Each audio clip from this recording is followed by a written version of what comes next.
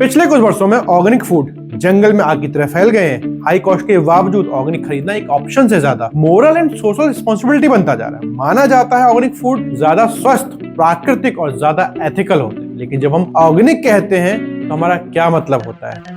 क्या organic food खरीदना वाकई में अच्छा है या एक महंगा चलन है? क्या ऑर्गेनिक फूड वाकई में हेल्दी होते हैं या ये बस मार्केटिंग गिमिक है? क्या ऑर्गेनिक फूड नेचर के लिए बेहतर है या इनसे सिर्फ पर्यावरण पॉल्यूशन होता है? इन सारे सवालों के जवाब अगर आपको भी परेशान करते तो आप बिल्कुल सही वीडियो पे आए।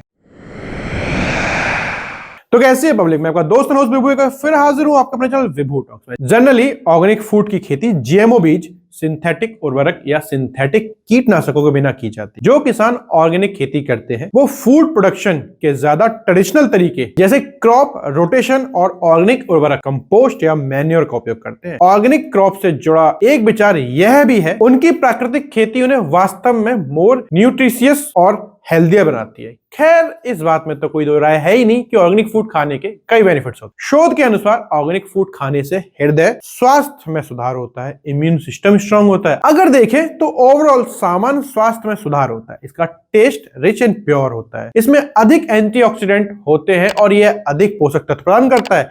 अब क्योंकि ये जीएमओ फ्री होता है, इसमें आयरन, मैग्नीशियम और फास्फोरस जैसे महत्वपूर्ण तत्व प्रचुर मात्रा में पाए जाते हैं। क्योंकि इसमें हेल्दी ओमेगा 3 फैटी एसिड होते हैं जो आपको डिप्रेशन, अस्थमा, माइग्रेन और डायबिटीज को रोकने और कम करने में मदद कर सकते हैं। अब इतना कुछ जानने के बाद आपको इतना तो समझ में आ ही गया होगा कि ऑर्गेनिक फूड हमारे लिए कितने हेल्दी हो सकते हैं। अब मन में ये सवाल आना कि क्या ऑर्गेनिक फूड खरीदना अच्छा ऑप्शन है?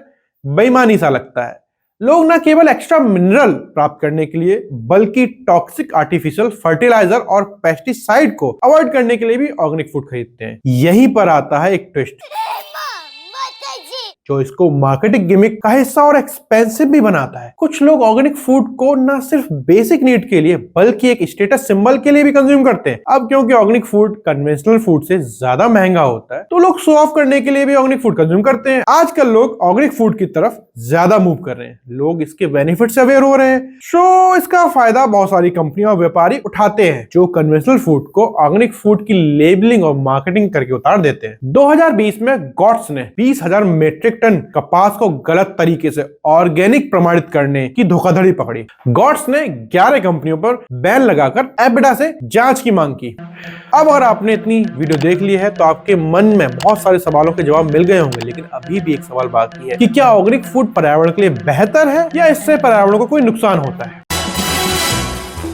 जी हाँ, ऑर्गेनिक फार्मिंग पर्यावरण पर कम प्रभाव डालती है। ये कार्बन फुटप्रिंट कम करती है, बायोडायवर्सिटी को सपोर्ट करती है, मिट्टी की गुणवत्ता को बढ़ाती है, वाटर पोल्यूशन कम करती है। ऑर्गेनिक फार्मिंग रेगुलर फार्मिंग की तुलना में 30% अधिक वन्य जीवन और पौधों से प्रकृति को स्वच्छ और समृद्ध रख। ये सस्टेनेबल तरीका है जमीन को इस्तेमाल करने का। रेगुलर फार्मिंग कम जमीन में ज्यादा फसल पैदा कर सकती है, तो इस मामले में ऑर्गेनिक फार्मिंग थोड़ा पीछे रह जाती है। अब क्योंकि ऑर्गेनिक पौधों को थोड़ी ज्यादा मेहनत करनी पड़ती है जबकि रेगुलर पौधों को पेस्टिसाइड और केमिकल से भरपूर मदद मिल जाती है। ऑर्गेनिक फार्मिंग रेगुलर फार्मिंग की तुलना में कम ग्रीन हाउस गैस प्रोड्यूस करती है। ऑर्गेनिक फार्म कम कीटनाशकों का उपयोग करते हैं लेकिन समान मात्रा में फसल पैदा करने के लिए उनको बहुत ज्यादा भूमि की आवश्यकता होती है। भारत ऑर्गेनिक फार्मिंग का लीडर है। 2022-23 के आंकड़ों के अनुसार भारत में दुनिया के सबसे अधिक 4.43 मिलियन ऑर्गेनिक फार्मर्स हैं। 2.6 मिलियन हेक्टेयर के साथ भारत दुनिया में ऑर्गेनिक फार्मलैंड के मामले में 5वां सबसे बड़ा क्षेत्र है। यह संयुक्त राज्य अमेरिका, यूरोपियन संघ, कनाडा और जापान सहित कई देशों में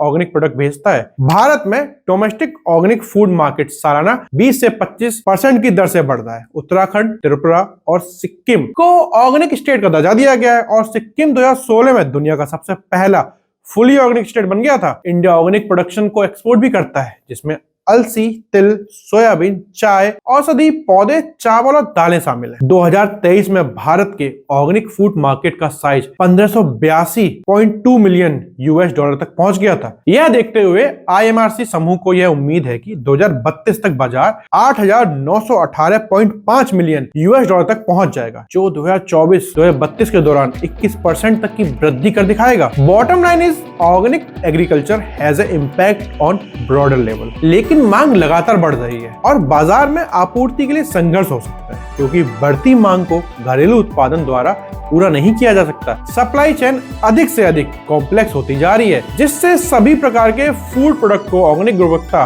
में उपलब्ध कराना मुश्किल हो जाएगा। Organic quality standard and regulation को सुनिश्चित करना और भी कठिन होता जा रहा है। इससे धोखाधड़ी की घटनाएं बढ़ रही हैं। भारत में रेगुलर प्रोडक्ट को ऑर्गेनिक बताकर बेचा जाता है। यह उपभोक्ताओं के विश्वास और स्वास्थ्य को नुकसान पहुंचाता है। इसीलिए इसकी धोखाधड़ी से डटकर मुकाबला करना जरूरी है। Proper certification and awareness consumer का विश्वास मजबूत कर सकता है। वैसे मेरी राय में सबसे आसान विकल्प सीजनल फूड खरीदना है। यही सबसे अच्छे ऑर्गेनिक हो सकते हैं। संक्षेप में कहें तो ऑर्गेनिक लेबल मैन्युफैक्चरिंग नोटिस है, न कि सुरक्षा प्रमाण पत्र या आपके आहार के लिए एक रामबाण औषधि। स्पेशलिस्ट का माने तो वो आपको सर्टिफाइड जगह से चीजें खरीदारी करने की एडवाइस देते हैं। तो आज की वीडियो में इतना ही। मैं आपसे मिलता हूँ अगली वीडियो में। जय हिंद।